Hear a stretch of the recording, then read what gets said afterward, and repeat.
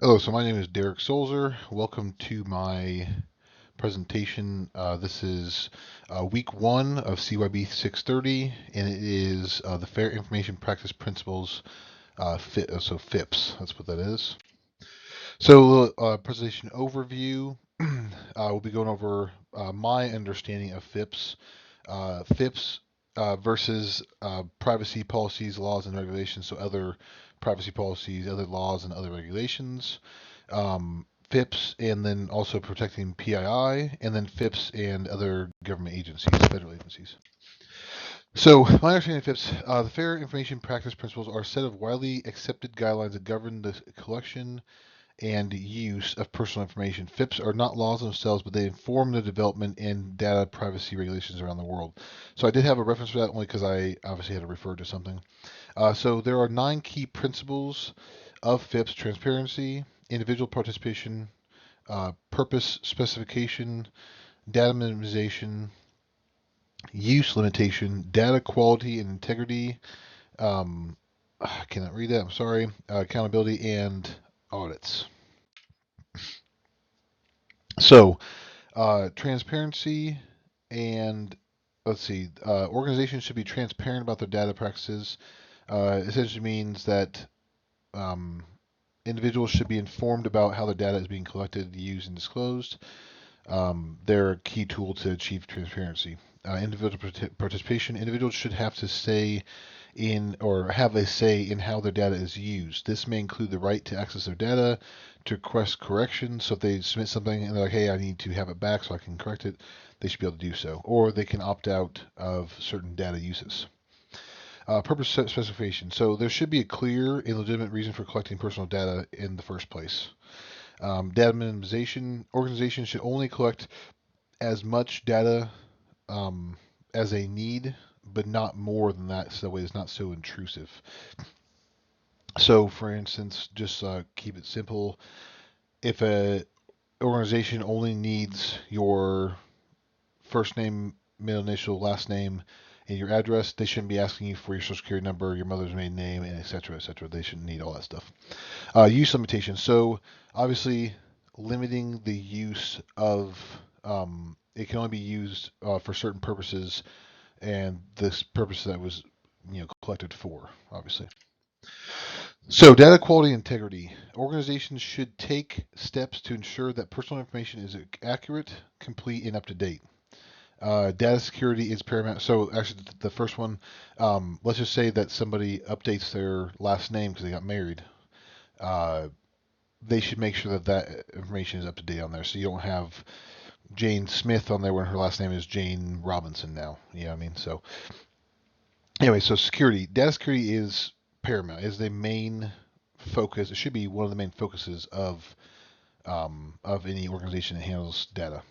So, accountability. Organizations are accountable for complying with these FIPS principles. Now, take into account also that FIPS is not a enforceable like a law or like a regulation or anything. It's just something that they follow, but they can still get fined on it. Very hefty fines.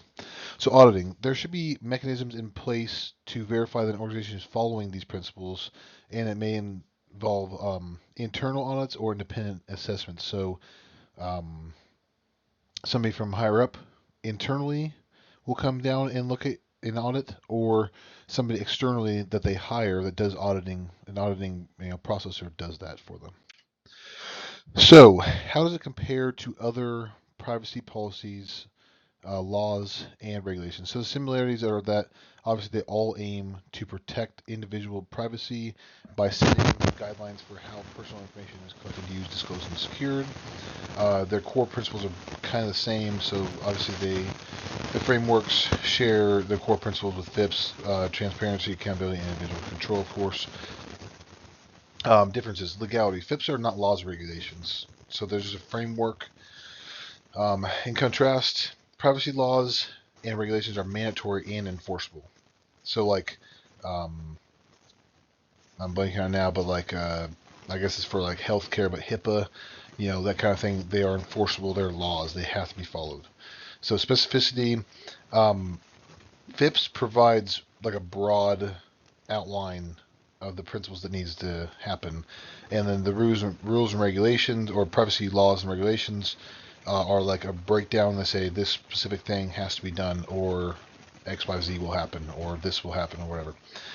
Enforcement. So there's no enforcement for FIPS, whereas the laws are enforced by government agencies and others that can obviously issue fines or take away privileges to certain things and stuff for noncompliance. So how does FIPS deal with protecting PII? So FIPS or the fair, and I think I actually put this in here twice for some reason. Maybe I'm not sure though. But anyways, so FIPS or the Fair Information Principle, whatever, don't directly enforce protection, but instead, excuse me, they provide a framework for organizations who handle personal data responsibly. So they can be useful through transparency, as we talked about before. These things we talked about before, kind of, but this is kind of how they protect PII. So they require organizations to be clear about how they collect, use, share, and store personal data. Give individuals the right to access their personal information and potentially correct any inaccuracies. While not explicitly stated for security, FIPS principles encourage organizations to implement security measures to protect personal data. Obviously from unauthorized access, disclosure, alteration, or destruction. By following these principles, organizations can build trust. So whether or not it's a smaller organization, like a small company, or a large organization, or even a government organization, they build trust because they essentially, especially with transparency and security, and obviously accountability as well, accounting for the information that they store, it helps build trust. So, so other federal agencies, so purpose, they collect PI only for authorized purposes only, and only what's necessary to achieve them. Implementation: the agency should define clear goals for PI collection at the outset. Only data directly relevant to those goals should be collected. For instance, Social Security Administration might collect Social Security numbers for benefit calculations, but not for marketing purposes. So they can't sell your Social Security number, even though it's the Social Security Administration. So data quality principle, purpose. So they ensure that PI is accurate, complete, timely, and relevant for its intended use. Implementation of this, the agency can establish procedures for verifying the accuracy of PII upon collection and update it regularly. This might involve, allowing individuals to access and correct their information. Sorry. Security safeguards principle. So the purpose is implement appropriate security measures to protect PII from unauthorized access, disclosure, or alteration or destruction. The implementation, essentially, the agency would be able to enforce it through like strong encryption on the storage or transmission of that data. Yes. That's my resource I used from earlier, and that is the end of my presentation. Thank you so much for watching.